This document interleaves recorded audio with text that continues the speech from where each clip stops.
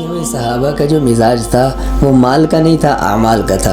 ان کا شوق اعمال کا تھا، مال کے پیچھے نہیں بھاگا کرتے تھے صحابہ، اعمال کا شوق تھا۔ ایک بڑا زبردست قصہ ہے، وہ صحابہ کے اندر غریب صحابہ بھی تھے، امیر صحابہ بھی تھے۔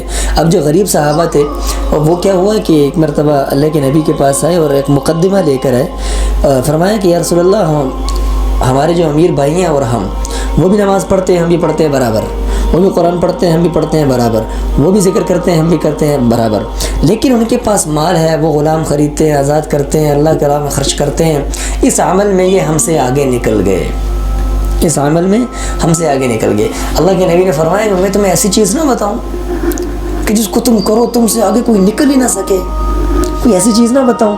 فرمایا جی یا رسول اللہ، ضرور بتائیں۔ تو اللہ کے نبی نے فرمایا کہ جو فرض نماز کے بعد 33 مرتبہ سبحان اللہ، 33 مرتبہ الحمدللہ اور 34 مرتبہ اللہ اکبر پڑھے گا، اس سے آگے کوئی نہیں نکل سکتا، چاہے اس کے پاس مال ہے یا کچھ بھی ہے۔ اب غریب صحابہ بڑے خوش، اور وہ نماز کے بعد بیٹھ کے مسجد میں اور ذکر کرنا شروع کر دیا، سبحان اللہ، الحمدللہ، اللہ اکبر۔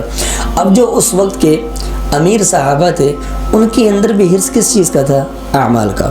شوق کس چیز کا تھا؟ اعمال کا۔ ان کو پتہ چلا کہ اللہ کے نبی صلی اللہ علیہ وسلم نے ان کو وظیفہ بتایا، یہ ہم سے آگے نکل رہے ہیں، اب وہ امیر صحابہ وہ بھی بیٹھ کے مسجد میں ذکر کرنا شروع کر دیا، غریب صحابہ پھر پریشان، اور پھر آئے اللہ کے نبی کے پاس، فرمایا یا رسول اللہ، وہ جو آپ نے ہمیں عمل بتایا تھا نا، وہ تو ہمارے امیر بھائیوں کو بھی پتہ چل گیا، اب وہ بھی ذکر کرتے ہیں، ہم بھی کرتے ہیں برابر، وہ بھی قرآن پڑھتے ہیں، ہم بھی پڑھتے ہیں برابر، وہ بھی نماز پڑھتے ہیں، ہم بھی پڑھتے ہیں برابر، تو وہ تو پھر ہم سے آگے نکل گئے۔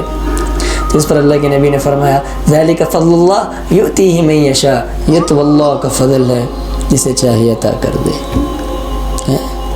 اس کا ارادہ ہو کہ ہم نے اعمال کو زندہ کرنا ہے، اللہ کے نبی صلی اللہ علیہ وسلم نے شوق دلایا، صحابہ کو شوق دلایا، اور صحابہ کا مزاج تھا کہ صحابہ اعمال سے اپنی زندگی بنتی ہوئی دیکھتے تھے، یہ ان کا مزاج تھا۔